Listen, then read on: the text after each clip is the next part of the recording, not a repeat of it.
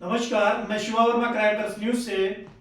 आज हमारे बीच उपस्थित हैं बिजनौर के जिला संपादक भी हैं, अभी हाल ही में जो है नियुक्त हुए हैं और पेशे से वकील हैं। बहुत बेहतर अनुभव है इन सब चीज़ों के विषय में। तो थोड़ा सा करप्शन के ग्राफ के विषय में भी बात करूंगा और एसआईआर के बारे में थोड़ी सी चर्चा करूंगा। सर, स्वागत है हमारे प्रोग्राम में अपनी बात अपनों के साथ में। सर, आज के समय में अगर देखा जाए जो एसआईआर का जो है वो इम्पैक्ट अगर देखा जाए जनता के ऊपर क्या है, वो देश के हित में है या नहीं है, थोड़ा सा इस पे चर्चा करेंगे सर। देखिए, एसआईआर जो है वो निर्वाचक नामावलियों का पुनरीक्षण है जी। वो हर बार जब चुनाव होते हैं होता रहा, लेकिन इस बार क्या है कि उसको आधार 2003 की वोटर लिस्ट से बनाया गया है, जिसमें ये गहन पुनरीक्षण है और ज़्यादा सीरियस। तो इसको आधार बनाने के बाद चुनाव आयोग ये चाहता है कि ज़्यादा से ज़्यादा जो गलत वोटर हैं या मान लिया डबल वोटर हैं या बाहर चले गए हैं या डेथ हो गई है या मान लिया किसी का 3 जगह वोट है तो वो कट जाए और जो फ्रेश वोटर्स हैं वो सामने आए। उसमें कोई ऐसी समस्या भी नहीं है, लेकिन चूंकि हमारे वोटर्स को भी आदत नहीं है ऐसे रिवीजन को सीरियसली लेने की और हमारे सरकारी अमले को भी पहले से आदत ऐसी नहीं रही है, इसलिए थोड़ा सा टिपिकल महसूस हो रहा है। इसमें डरने की कोई बात नहीं, ये तो एक जागरूकता बढ़ाएगा, जो भी वोटर्स होंगे उनके लिए जागरूकता बढ़ाएगा और वोटर्स को एक ही जगह अपना वोट रखना चाहिए। और जो मृत्यु हो गए हैं, जिन लड़कियों की शादी हो गई है, दूसरी जगह डबल वोट बन गए हैं या सिंगल की जगह ट्रिपल हो गए हैं, उनको कटवा देना चाहिए। कोई ऐसी प्रॉब्लम नहीं है। बस यह है कि देखना यह है कि जैसे एसआईआर इससे पहले भी हुए हैं, उनमें कई बार सरकार की भावनाओं पर, उनकी मंशा पर क्वेश्चन उठे हैं। इस बार ना उठे और अच्छी तरह से एसआईआर हो, कोई प्रॉब्लम। तो क्या सभी को मतलब एसआईआर फॉर्म भरना जरूरी है क्या? एसआईआर फॉर्म का मामला ये है, जो संबंधित बीएलओ होते हैं वो सब आपको उसकी नॉलेज देंगे और सबको फॉर्म भरवाने के बाद बीएलओ से उस फॉर्म की नकल जरूर लेकर रखनी चाहिए, ताकि भविष्य में नेटवर्किंग की वजह से या फीडिंग की वजह से कोई प्रॉब्लम आए या फिर आरोप प्रत्यारोप लगे चुनाव आयोग पर या सरकार पर या सरकारी अमले पर, तो फ्यूचर में जब आप ये लेकर रख लेंगे अभी से, तो फ्यूचर में कोई प्रॉब्लम नहीं आएगी। इसमें क्या फर्जी आइडेंटिफिकेशन भी कहीं ना कहीं चीज़ों को करते हैं, कहीं ना कहीं वोट के टाइम पे? क्योंकि अभी हाल ही में जैसे बिहार में हुआ था इलेक्शन। बिहार का मामला और था, यूपी में अच्छे तरीके से चल रहा है। अभी तक कोई ऐसा बड़ा आरोप नहीं लगा जैसे कि बिहार में लग गए थे कि एक घर में 100 वोटर, 200 वोटर, 400 वोटर, ऐसा तो नहीं हुआ अभी तक। यहाँ तो आराम से बहुत अच्छे तरीके से चल रहा है, ऐसी कोई प्रॉब्लम नहीं है और उसे फेस करना चाहिए। जो भी सरकार अपना काम लाए तो तरीके से डॉक्यूमेंटेशन में उतरना चाहिए सभी को, ऐसी कोई समस्या नहीं है। जब बात करें तो प्रदेश के करप्शन के बारे में, अपने यहाँ का भ्रष्टाचार जो है कहीं ना कहीं सरकार के हिसाब से या आपके नजरिए से कितना कंट्रोल है? भ्रष्टाचार में कंट्रोल तो है। बहुत सारे मामलों में जो पहले सीरियसली घटनाएं होती थी, राहजनी होती थी, किडनैप होते थे, या मान लिया पहले ऐसा होता था कि एक अपराधी को संरक्षण दिया जाता, वो बात तो नहीं है। उसकी रीडिंग भी अच्छी आई है, लेकिन बहुत सारी जगह अपराधों को होने के बाद उसमें जो है ना, एक तरह से अभी पूरा तरह से नियंत्रण नहीं है। जनता के हित में कितना कार्य मतलब जो है सरकार, अगर देखा जाए शासन प्रशासन जिस तरीके से कार्य करता है, जितनी भी गतिविधियां होती हैं उनकी, जीरो एफआईआर सिस्टम आपको कितना लगता है सफल रहा है प्रदेश में?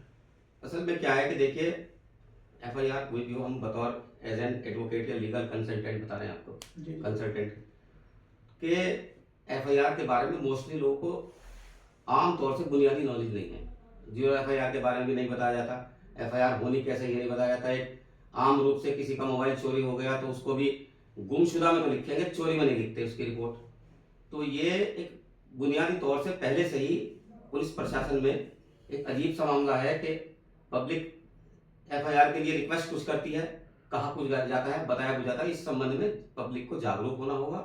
जीरो एफआईआर क्या है, एफआईआर में कैसे लिखवानी चाहिए, एफआईआर से पहले एनसीआर क्या होती है, एनसीआर में क्या होता है कि सबसे पहले एनसीआर हो, एनसीआर के बाद फिर एफआईआर हो। तो पुलिस एक तरह से इन्वेस्टिगेशन से प्री इन्वेस्टिगेशन कर लेती, तो फिर अगली वाली जो रिपोर्ट होती है, एफआईआर होती है, एनसीआर होने के बाद तो वो फिर सही होती है। लेकिन हमारे यहाँ क्या है, या तो एफआईआर करते नहीं और या फिर पब्लिक भी मतलब जो है ना क्वेश्चन ऐसे कर देती है एफआईआर में, मोस्टली घटनाएं सत्य नहीं होती, तो इसमें पुलिस पे भी आरोप आते हैं और पब्लिक भी को भी ये कहा जाता है कि साहब ये गलत है, पब्लिक प्रशासन कहते हैं पब्लिक गलत है और पब्लिक कहती है प्रशासन गलत है। तो मैं समझता हूँ इस संबंध में ज्यादातर एफआईआर से पहले एनसीआर होनी चाहिए, सही जांच हो फिर उसके बाद एफआईआर होनी चाहिए और पब्लिक में जागरूकता होनी चाहिए एनसीआर क्या है और एफआईआर क्या है और जीरो एफआईआर क्या है, इसकी जागरूकता फैलानी चाहिए लीगल कंसल्टेंट को। अच्छा, दूसरी ये चीज है कहीं ना कहीं विक्टिम जैसे कि किसी को पकड़ के सीधा जो है जेल भेज देते हैं, तो विवेचना का जो कहीं ना कहीं सिस्टम है, आपको कितना लगता है कि वो सही तरीके से होती है? क्योंकि विक्टिम तो जेल में है एक तरीके से, तो क्या वो सही तरीके से विवेचना हो पाती है?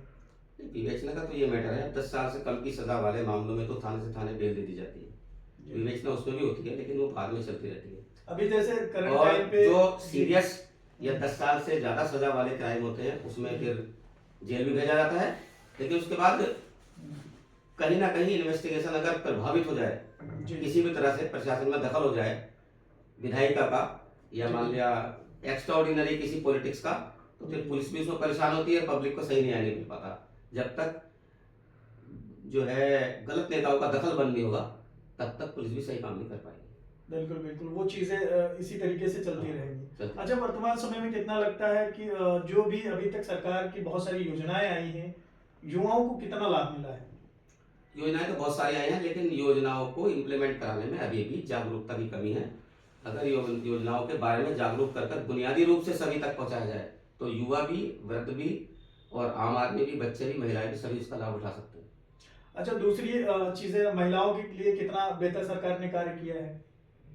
सरकार कर रही है लेकिन उसका रिजल्ट अच्छा ही नहीं आ पा रहा क्योंकि उसमें प्रशासन भी सहयोग नहीं कर पाता और पब्लिक भी इतनी जागरूक नहीं है। जब तक महिलाओं के अपराध के प्रति पब्लिक खुद जागरूक नहीं होगी और सरकार उनका साथ नहीं देगी, जब तक शासन साथ नहीं देगा तब तक प्रशासन भी कुछ नहीं कर पाएगा। शासन को साथ देना चाहिए और पब्लिक को और ज्यादा जागरूक होनी चाहिए, एनजीओ के द्वारा भी और आम पब्लिक के द्वारा भी महिलाओं के अपराधों के प्रति जागरूक होना ही चाहिए और उसके लिए अड़ना चाहिए प्रशासन से भी और शासन के लिए भी उसमें डिमांड करनी चाहिए कि ऐसा ना हो। यानी बिल्कुल बहुत बेहतर जो है।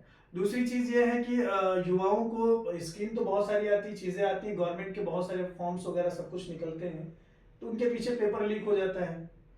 क्या आपको लगता है सरकार का भी इन्वॉल्वमेंट रहता है इन सब चीजों में?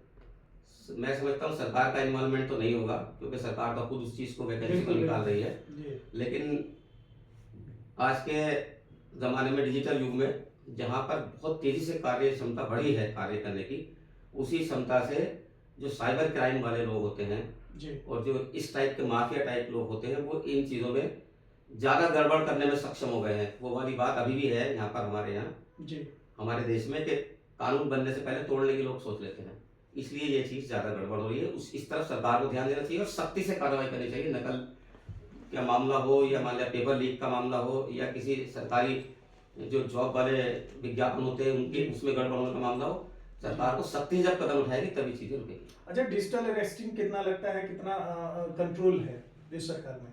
कैसे डिजिटल अरेस्टिंग? अच्छा, डिजिटल अरेस्टिंग, जी, डिजिटल अरेस्टिंग के मामले में सरकार नए नए तरीके से एक्ट बनाकर डाल रही है, समझा भी रही है पब्लिक को, लेकिन अभी भी उस कंट्रोल पर नहीं पहुंच पाई जो होना चाहिए। अच्छा, इस सरकार की बेहतर अगर बात करी जाए तो 5 कुछ ऐसे कार्य सर बताइए जो जनता और युवाओं के लिए बेहतर रहे हो। कार्य तो बहुत सारे बेहतर है लेकिन अब उसको आम जनता तक इम्प्लीमेंट करने की भी तो बात है ना, उसको करने में अभी भी प्रशासन जो है अपने पूरी तरीके से नहीं कर पा रहा और पब्लिक में सरकार की तरफ से अभी इतनी अवेयरनेस नहीं की जा रही और ना ही अवेयरनेस के लिए पब्लिक भी कोई तैयार है। उसको तैयार करने के लिए मोटिवेशन करना पड़ेगा सरकार को, मोटिवेटेड जो है ना अपनी तरफ से कार्यक्रम चलाने होंगे तभी सरकारी योजनाओं का सही लाभ पहुंच पाएगा। तो जैसा कि सर ने बताया, बहुत बेहतर जानकारी दी करप्शन और चीजों के विषय में, तो ये थी कुछ चर्चा इन सब विषयों में सरकार के विषय में कि क्या चीजें वर्तमान में हालात हैं सरकार में और किस तरीके की चीजें हो रही हैं। बहुत बहुत धन्यवाद सर, बहुत अच्छी जानकारी आपने साझा की सर। यहीं पर मैं शिवा वर्मा विदा लेता हूँ, धन्यवाद।